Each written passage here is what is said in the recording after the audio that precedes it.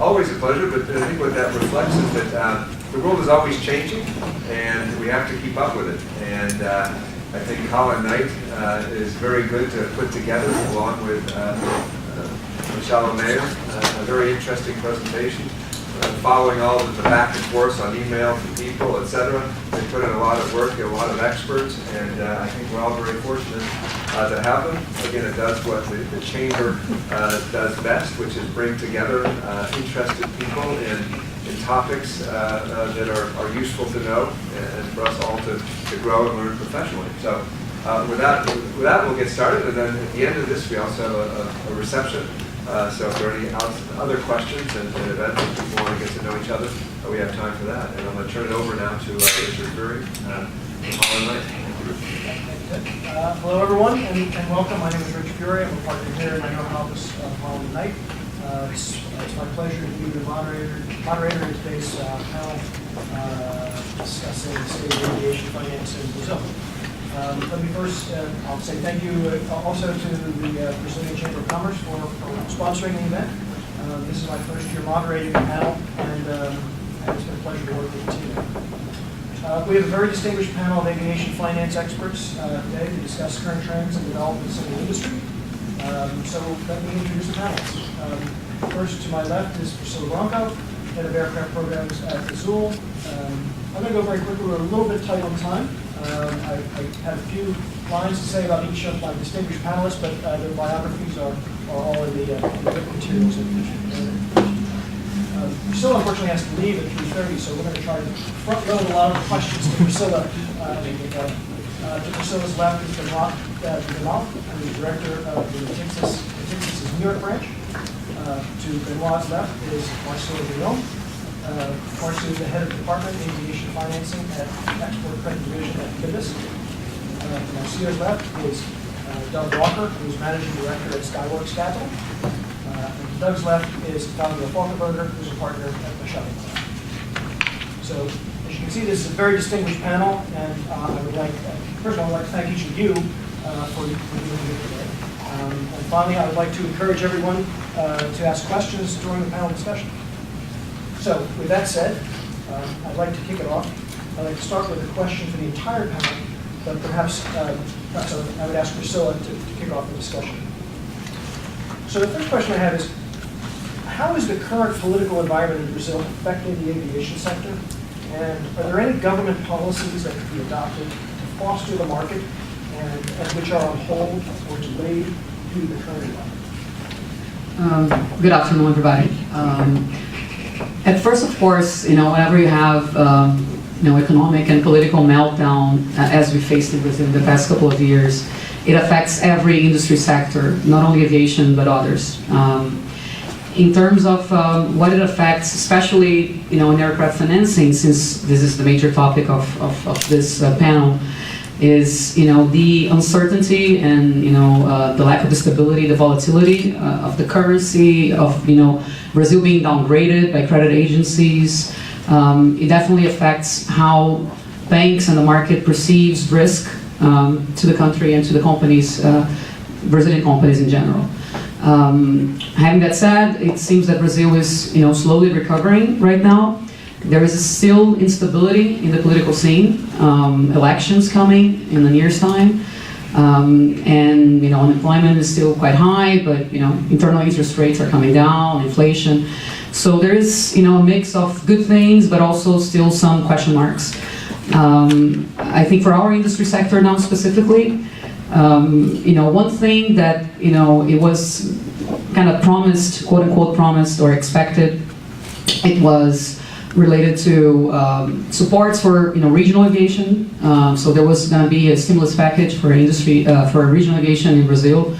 Also in terms of the privatization of airports, which resurrected with the last round a month or so ago, which is meant to be something good to make it more professional, at least how airports in Brazil are run, and take a little bit off of the pressure of the government-related company Infraero.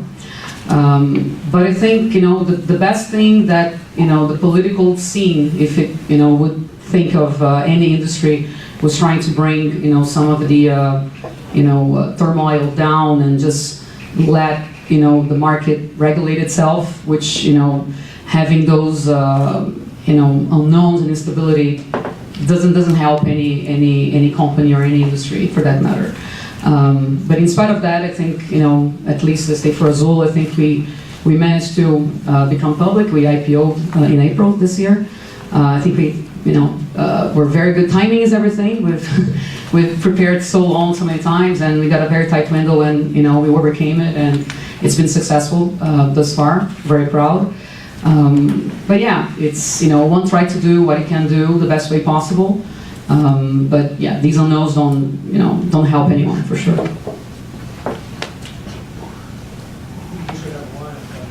Yeah. Well, as a bank, obviously, risk is a very important element of the analysis of anything that a bank would do. From that perspective, clearly the instability of Brazil created a lot of uncertainty and a lot of attention to any Brazilian credits. I'd say that when the political crisis started, it was clearly a wait-and-see mode. I think the benefit of the situation as far as aviation is concerned is that forced somehow us to analyze maybe better the corporates and the credits to make the distinctions between those who would survive and those who would fail. Well, we haven't seen any bankruptcy so far in Brazil, but still, looking at the results, you can see who have been able to go through downturns, and I'll give a lot of credit to Azul for what they've done through the downturn. And clearly, it's not my role to give any political advice on reforms that will need to be implemented.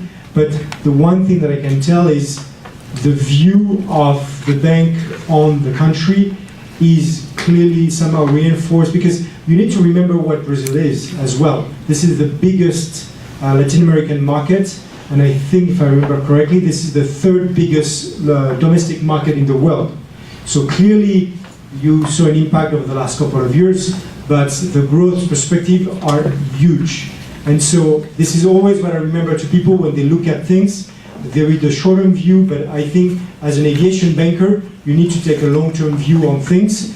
Obviously, you're constrained by the current political environment, but I think what's going to develop from that situation may, I think, help, at least as far as Natixis is concerned, to determine better who we want to work with. I think results are starting to improve, so we think that there are a lot of opportunities coming over the next years. Well, thank you, Richard, for having me here. Thank you, Holland and Knight, Machado, Meyer, and the Brazil American Chamber. It's always a pleasure to be around. Sorry, everybody, if I kept you waiting. I was sure this was the start, 3:30, but anyhow. I think Benoist has put it very well. I mean, despite the political turmoil, we're living interesting times. I mean, the stock market's index is as high as it can get, or as high as it has ever been. Azul has successfully managed to IPO in spite of the turbulence. And we think, obviously, my views here are very personal. These are not BNDES's view, but we think we're starting to recover. BNDES's figures on the financing of new machinery and things like that really indicate that the worst has been left behind.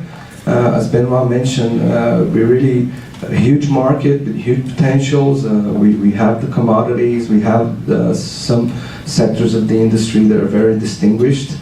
And I mean, there's elections next year. By April, some of the current officials in the government will have to disengage to be able to run if they wish to. So let's wait and see. I think a big driver will be the build-up for the next election and obviously the final result. But I think fundamentals are coming back to place. Many of the micro reforms that need to be made have been passed through Congress, and we really can't foresee any major disruption within the political scenario for now.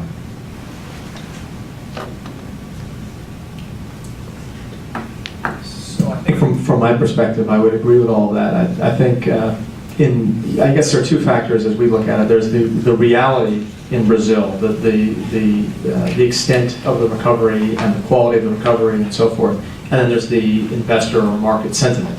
And I think in both cases, the recovery has been unbelievably robust. We've certainly seen, as the panelists have mentioned, we've seen within the airline sector and beyond, we've seen economic performance recovering, demand recovering, yields improving, capacity coming out to stabilize the situation. So we've seen the airlines doing all of the right things. They all restructured one way or another to address the significant changes beginning in I guess really the summer of 2015 and maybe peaking in early maybe 16 or late 15.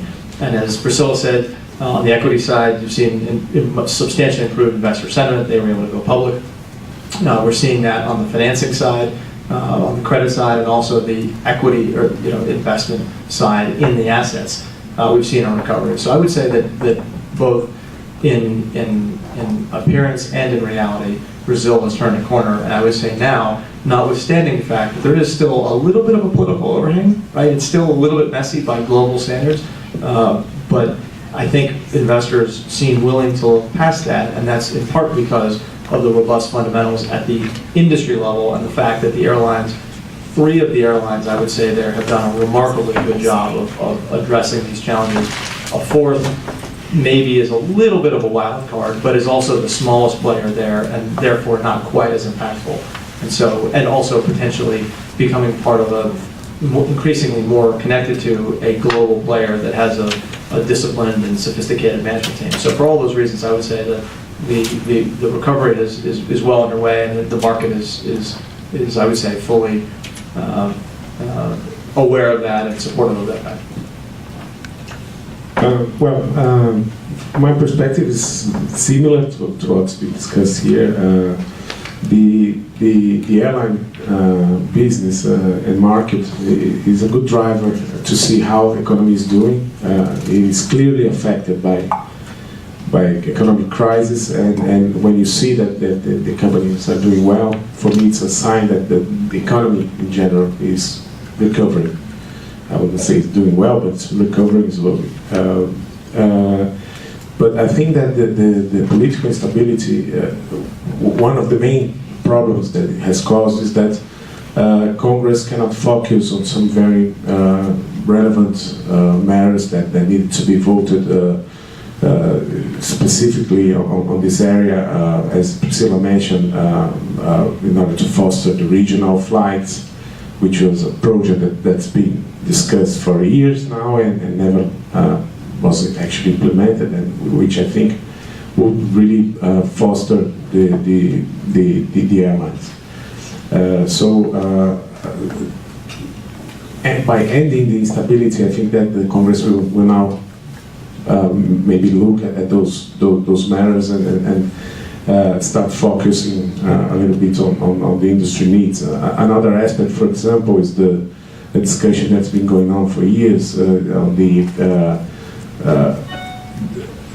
end of the restrictions on foreign capital in Brazilian airlines, which is a demand by some of the airlines in Brazil, which would certainly bring more investments and more funds. So I think that with the elections next year, hopefully we'll have more stability. We'll not be in the position that we are now, that we're not sure that we'll have a president tomorrow or next week, which is clearly not good for anyone, especially the investors. So, but I think, again, I'm optimistic, and I think that things are getting better.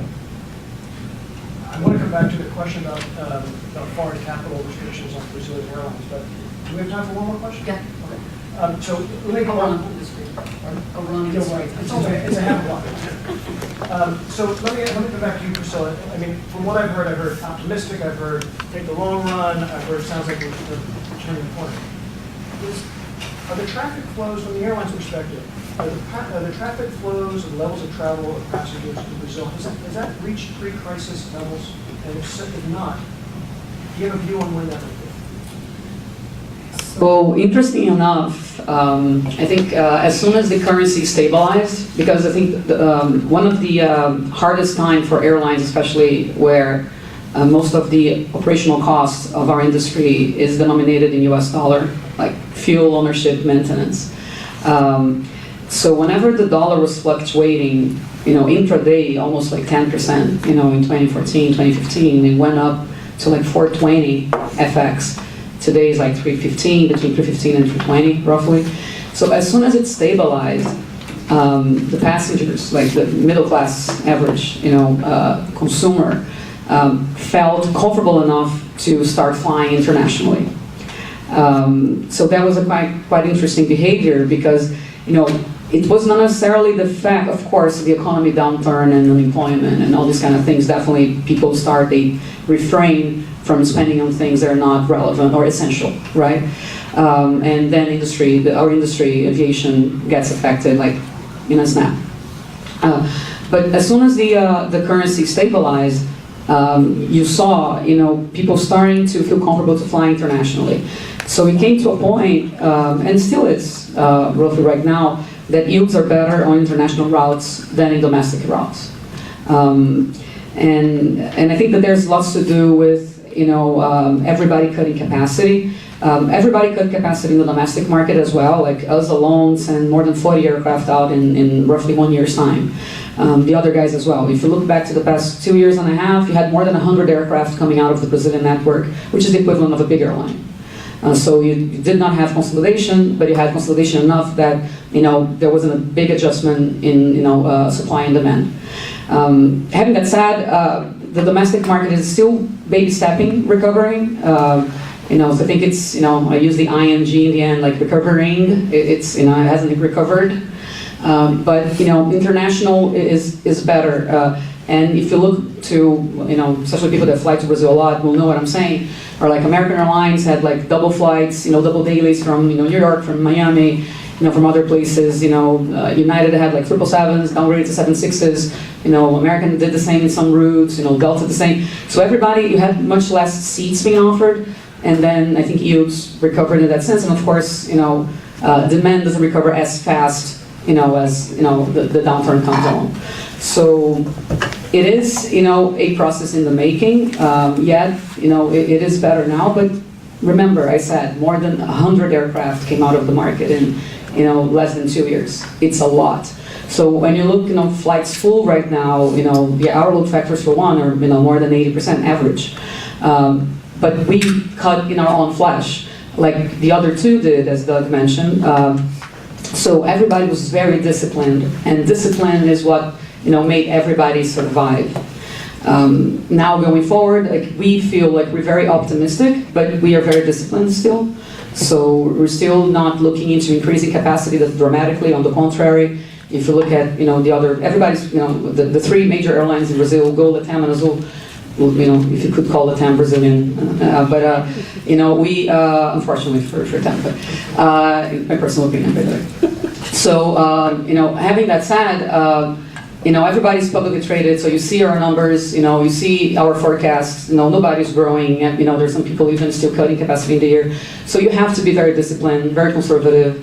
We hope, it's more hope that, the best is yet to come in terms of, a more speedy recovery, but no one has a crystal ball. So you have to take it as it comes, but we are very optimistic in a sense that it is a process in the making. The recovery is taking place. You mentioned, Priscilla, increasing capacity.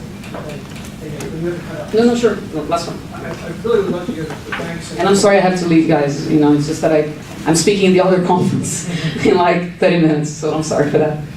I'd really love to hear the lessors and the commercial vendors before. When do you see capacity increasing at a certain pace, or what are your views on increasing capacity? Take it first.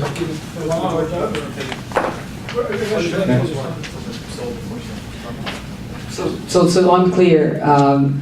I don't think capacity is increasing that much. I think there is a slow and day-by-day adjustment on supply and demand. So, you see people coming back and feeling comfortable or / confident. in the consumer. If you look, I think if you look at the trends and indexes, like official indexes, from like past September, in Brazil, or even July, August. It was in Brazil. We have this holiday, October 12th. We call Kids Day, like Children's Day, and where it's a big capitalistic kind of a holiday where people buy kids toys and gifts and things like that. And I read something regarding how this past weekend, just now, there was an increase. It wasn't something like too big, but I don't know, 5%, I think more than the previous year. So slowly you see people recovering the confidence or comfort to go back and consume. But in terms of capacity, still, I still believe that the message from our industry is about a disciplined one, where nobody is doing something crazy, and I don't think nobody should. To just start now, dumping more seats in the market and start doing that, because it's the recovery. It's like putting on weight and losing weight. It's so easy to put on weight, but it's much harder to lose weight. It's vice versa, like the other way around. In whenever you have a downturn and a macroeconomic meltdown, and you recover, like the recovery unfortunately doesn't go in the sudden pace as the downturn came. So for us, we are looking closely, but we're not doing anything too aggressive, and that's Azul's opinion. From our perspective, one of the big lessons of the US market over the last 10 years has been capacity discipline. And if you look at analysts over the last, say, couple of years, one of their biggest focus is this capacity discipline in the US to actually make sure that the decrease in yields is curbed and starting seeing an increase in yields. And I think we're seeing exactly the same phenomenon in Brazil, where yields started increasing once the capacity reduction reached a point where it was able to balance the supply and the demand. And obviously, we're looking very closely at any capacity addition, which at some point you want to see, because if the market is effectively recovering, you're expecting the airlines to take advantage of that recovery and gradually adding capacity. But obviously, you look very closely at those numbers, and if you look at all numbers of at least of the three major airlines, those numbers are clearly very reasonable at the moment, and they are going along with still a yield increase. You see that as well in the international markets. You see some US airlines that started adding up additional capacity in the month to come, but that, as long as it goes along with this trend of yield increase, I think this is the right path for the industry. And I would agree with all of that. I think Priscilla hit the nail on the head when she said that it's very easy to grow too quickly. As an airline in particular, that's a global phenomenon. So the worst thing is to outgrow the market. And of course, crystal balls being what they are, being imperfect, even the most conservative and sophisticated management teams sometimes get the call wrong. But I think in the early stages of recovery, now is probably not the right time to be overly aggressive. So I think we don't anticipate, my view is that neither we nor the market anticipate significant increases in capacity, and I think that's a good thing. I think the four players there would much rather be surprised on the upside. Would much rather have a little bit too little capacity, and because they'll frankly make most of that up in yields anyway, than to rebuild those fleets, as Priscilla says, very hard work. I mean, what Azul did, as an example, was pretty extraordinary, and the other two major carriers, in slightly different ways, accomplished largely similar results, and that wasn't easy. That was painful. It was time-consuming, and it would be I think a waste and a shame if any of them came back too quickly. I think with three very sophisticated, now three publicly owned businesses with accountability to the street, I think their feet will be to the fire. I think they already are, and I think they will continue to be. So I don't expect anything significant there. If there's a wild card, Rich, I would say it's the fourth carrier, which historically has been a little bit less disciplined and maybe a little bit more aggressive. But they too, as I alluded to a moment ago, they too are in transition, and there's a chance that they will be more completely absorbed into their larger, publicly owned and very international parents or would-be parents. And if that were to happen, I think that's actually a great thing for Brazil, because you now have four publicly owned, very large, very sophisticated businesses that I think all will be will understand that quarter to quarter, they're going to be held accountable for a number of decisions, and that would include most especially capacity. So I think I would say, I would agree with all what you just heard. I don't personally expect significant capacity additions, and I hope that I'm right, because I think that will be the best way for Brazil to most completely and most safely climb out of this hole. I'll apologize because, I apologize because I have to leave. I wish I could stay because, I'm good friends with everybody here, like each one of them in the panel. You guys are very well, served with the people here. And, next time, maybe next year, I can stay for, the whole lot. So thank you, everyone, and have a great day.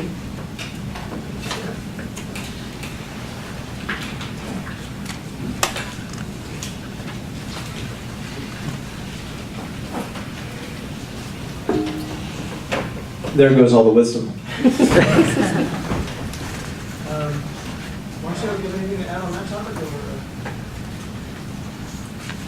I tend to agree. I mean, I end up looking at the Brazilian market more from passenger user side than a financier myself. As you all know, my business is to finance aircraft out of Brazil, although we do have some partnerships with Azul. But I think, yields are holding up. I think capacity discipline is a must in any market. I think fuel prices, where they are, they tend to help.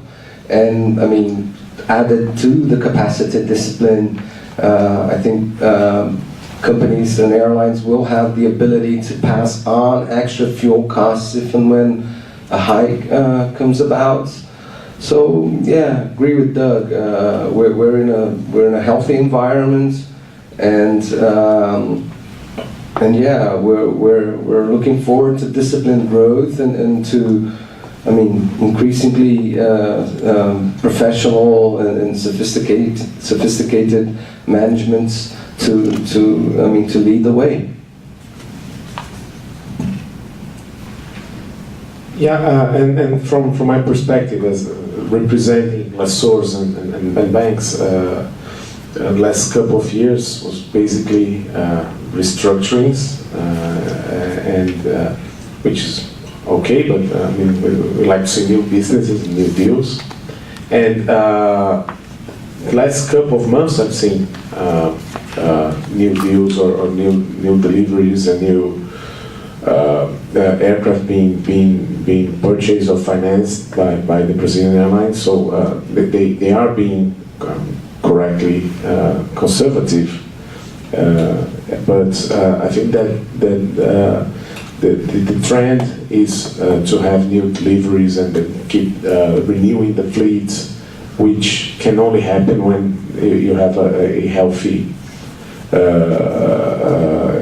economy and healthy financial situation on the part of the airline. So I think that this is a good sign. I don't know if my banker colleagues agree with me, but I think that these new deals are coming through, and I was getting tired of restructuring and renegotiating existing deals. So.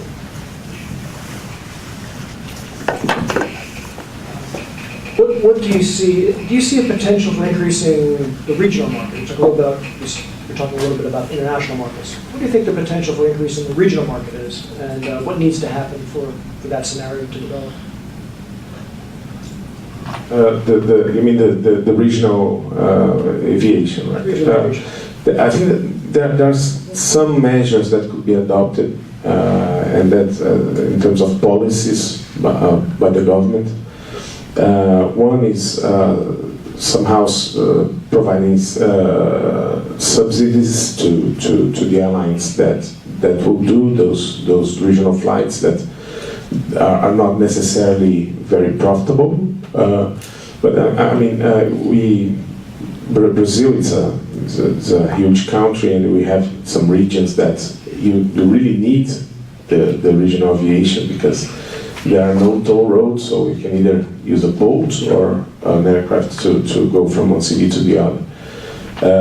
So this type of subsidies by the government are essential. There was some discussion some years ago at Dilma's government when she said, well, the idea is to have 280 new airports serving every city in the country, and the plan was for the government to provide a subsidy for half of the seats on each flight for those airlines that will be flying in certain regions, in certain cities.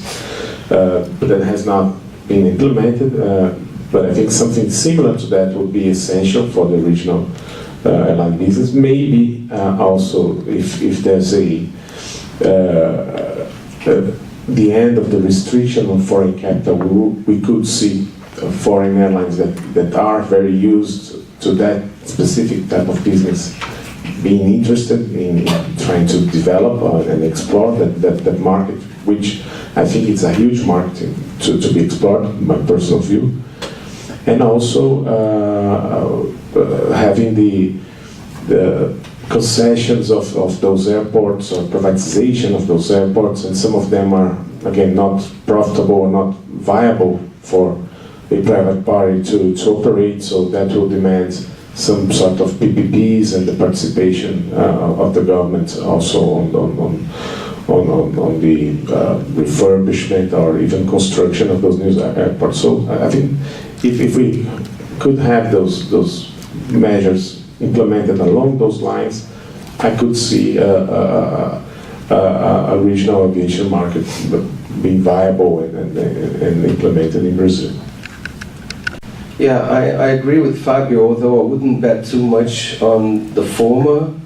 The first of the three options, I think we're heavily constrained as far as fiscal situation of the country is concerned. I really don't see the government with the ability neither to award subsidies nor to heavily invest in new airports. But I do agree that raising the bar on the participation of foreign capital and finding clever solutions at the various governmental levels, be it federal, state, or even city levels, to unlock value from certain airports. Those two actions, I think they're kind of low-hanging fruits, and they should.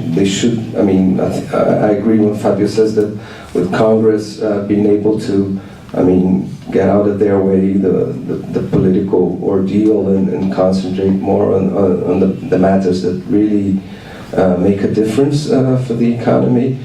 Eventually, they will be able to vote the foreign capital participation, and I think that has a big potential to develop new routes and to further serve underserved locations.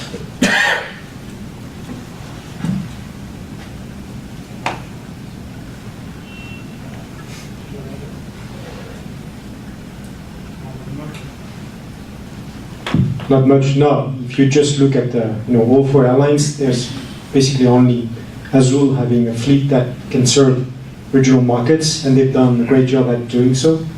And clearly, when you look at the geography of Brazil, there's a huge potential, but you need to have a framework for that to happen. And that was described by Marcio and Fabio, and apparently that framework is not in place yet. But yeah, there is a great potential, but you need to have a framework in place for that to foster. And just going back to foreign investments in Brazilian airlines. Fabio, what's the status? What's the current status of the rules with respect to foreign investments, and what's the prospect for increasing the ability of foreign investors in Brazilian airlines? Yeah, currently the restriction is up to 20% of the voting capital only can be held by non-Brazilians, and that goes up to the ultimate shareholding level, meaning the individuals that hold the shares. And there's been many discussions for past years. So what would be the ideal scenario? So people that I think it's almost unanimous that the bar should be raised, but there's some discussion on whether it should be, the restriction should be completely eliminated, meaning that 100% of the shares, of the controlling shares of a Brazilian airline could be held by non-Brazilian. And there are the people that say, well, no, we should raise the bar, but should keep the control with the Brazilian shareholders, so 49% limit, as it is in the US, I understand. But then many bills of law were presented in the Congress, first trying to eliminate the restriction, then trying to implement the 49%, but at the end of the day, none of them has been voted and approved. So currently the status is there's a 20% limitation, there's a bill of law in the Congress waiting to be voted,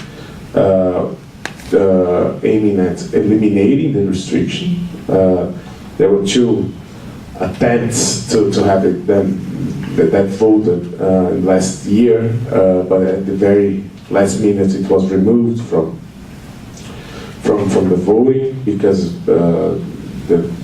there was still some discussions and there's also the new Brazilian Aeronautic Code, which has been prepared, drafted at the request of the Senate by a commission, which involved lawyers and people from the industry. And the project for this new Brazilian Aeronautic Code also aims at one of the main changes is also the elimination of the restriction, but this has to be approved by the Senate and then voted by the Congress. So I think the quickest and the easiest way is to have a very specific law, as there is already in the Congress, saying, well, we're eliminating the restrictions and that's it. So hopefully we can have that shortly implemented, but again, depends on what are the priorities within the Congress. So.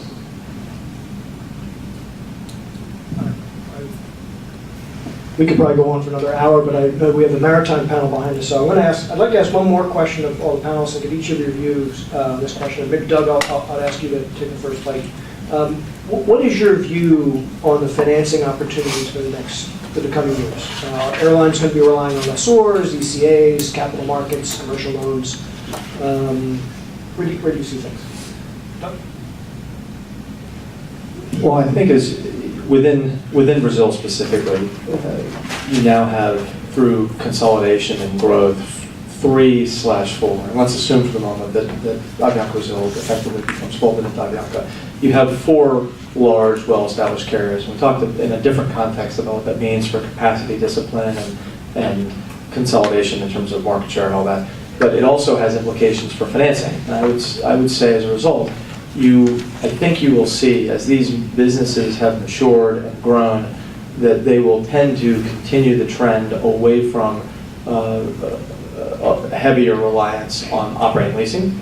So I would begin by saying that I think op leasing as a percentage will come down. Now those fleets will continue to grow. I think we'll have some of those new deals that you're looking for, as opposed to the restructuring. So the total number of units will inevitably go up over the next 5 to 10 years.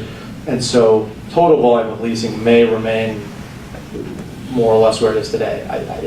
That's harder to say. But on a relative basis, I think it's going to come down as a percentage. You saw that when TAM merged with LAM. You saw immediately, almost overnight, the team in Santiago, the integrated team, but really the LAM-dominated team, dictated that they thought that TAM effectively, as now part of this larger, more well-established financially combined business, was overweight on leasing, because leasing is very expensive. And so they set targets to bring that down, and they looked more to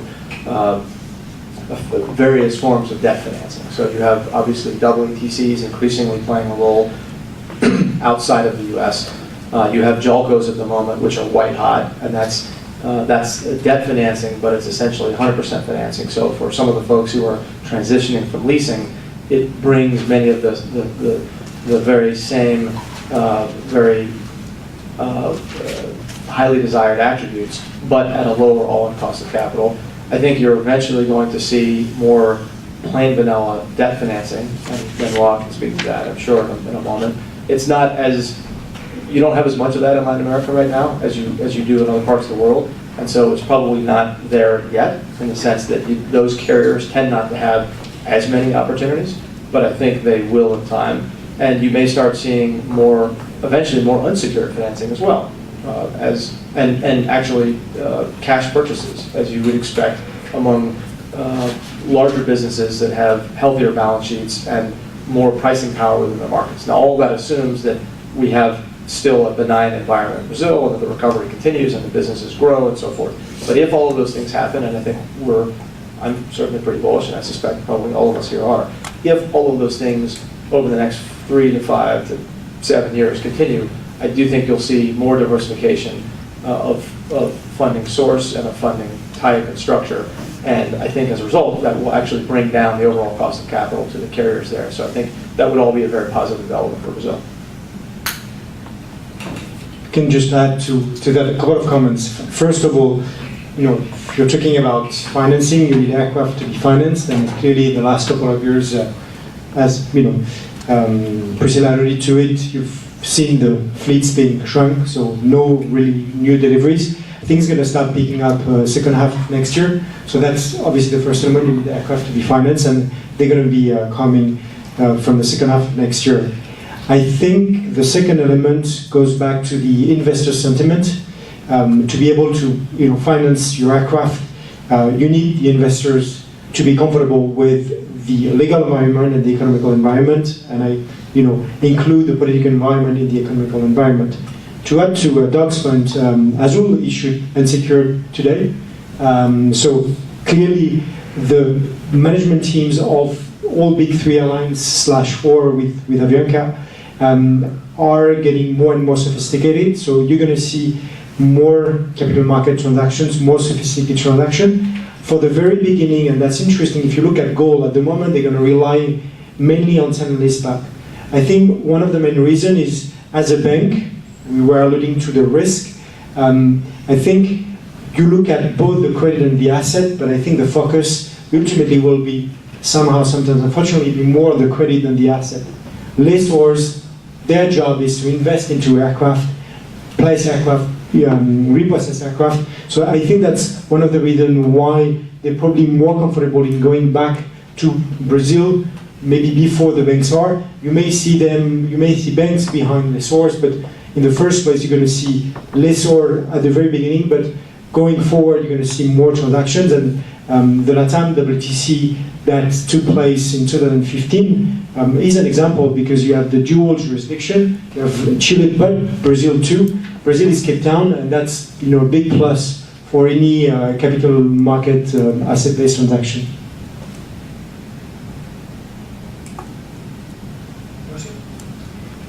Yeah, I think that at some point in time, US 16 will come back to the market, and I'm sure that the Boeing operators will also resort to them, as soon as they're back. So that's my sentiment.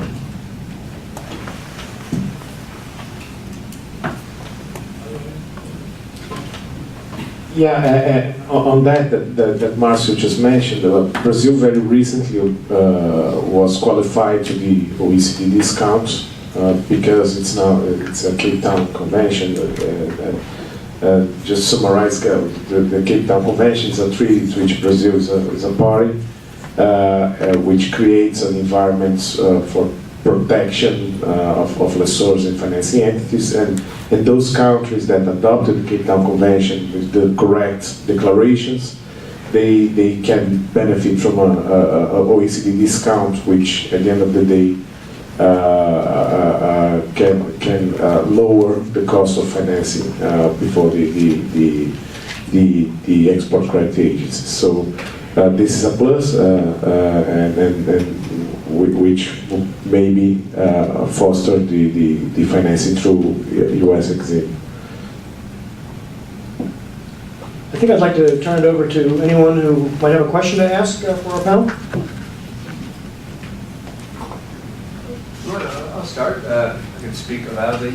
No, just curious, these restructurings that you're talking about, and I assume that was done under Brazilian law or happened in Brazilian aircraft, and just curious how that worked out within Brazil and what was the overall reputation of the judicial system within Brazil in resolving these issues. And maybe also just a quick background on how it is that they came about to have financial difficulties, some of these aircraft financings.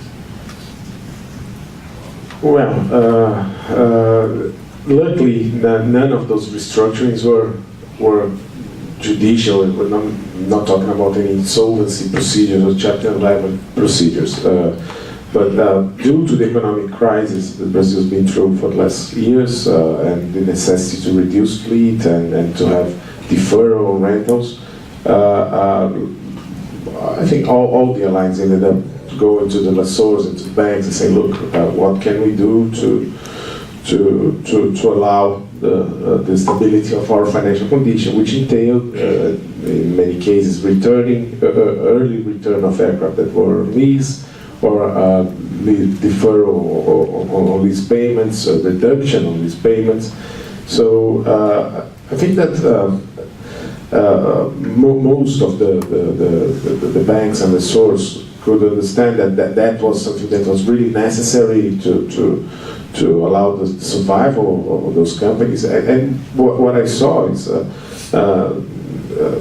some cases, there is one concrete case where when we were representing a lessor on the restructuring and the return of some aircraft.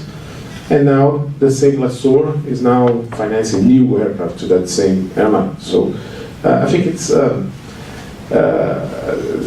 matter of the financing parties understanding the situation and looking at the long term, as it was mentioned here, that at some point things would get better and would recover. Yeah, I think I would agree with that completely. Of the four major airlines there, each restructured in one way or another. The three big guys, I think, did the heavy lifting, both because they were the largest, but also because disproportionately they were probably the quickest to react. The most formal of the restructurings was probably the one at GOL. It was an out-of-court restructuring, but it involved financial advisors and a more formalized process. In fact, we advised them on that process and did much of that for them and with them. And there, I would say, our experience was exactly as Fabio just described. In fact, we had one of the things that was very clear immediately, even before we were formally mandated, was that they needed to pull down the fleet very quickly. They had about 150 aircraft at the end of 2015, and that was easily 20 to 25 to 30 units more than they needed. In fact, arguably potentially even more. And so one of the first things we did was we looked to enhance liquidity by restructuring deals with existing lessors, and also we looked to sell aircraft. They had owned aircraft that were debt financed by Exim, and Exim was actually pretty accommodating. But interestingly, what we found, in part because I think people appreciated that Brazil overall was a good environment in which to do business, and in that case, that GOL was a solid counterparty, notwithstanding the crisis. We had folks that were willing, on the one hand, to entertain early terminations, to take aircraft back now, but who were also willing to negotiate, more or less in parallel, the placement of additional aircraft a little bit over the horizon. So I think, for the most part, we found that there was quite a bit of support, and I think you also asked about the reputation on the back end. And I think it would be fair to say that most of those carriers, or excuse me, most of those lessors, GOL happened to have, I think it was 24, if memory serves, some of whom had bought in the secondary market, but 24 nevertheless, 24 different organizations. I think it'd be fair to say that the vast majority of those are delighted to do additional business and I don't think we're unduly scarred by the experience. Lessors tend to be the least risk averse. It's sort of their nature. They've cut their teeth through the aviation version of subprime lending. They do have exposure to some of the better credits, clearly, but they also are accustomed to having quite a bit of exposure to lesser credits and or to decent credits that are in challenging jurisdictions, legally, politically, and so forth. So I don't think it fazed too many folks, and I think they came away, by the end of the restructuring, we were informally celebrating the sort of the closing of the process. And already, so many of those lessors were asking us when they'd have their next opportunity to come to reload that exposure. So I think the takeaway, my takeaway anyway, was that in that case it was an endorsement of the business and the management team at Gold, but I think more broadly it was very much an endorsement of the aviation market in Brazil. I want to make room for the maritime panel, so Doug, that's going to be the last word. But thank you all very much. Benoist, Marcio, Doug, Fabio, this is a great panel. Thank you all.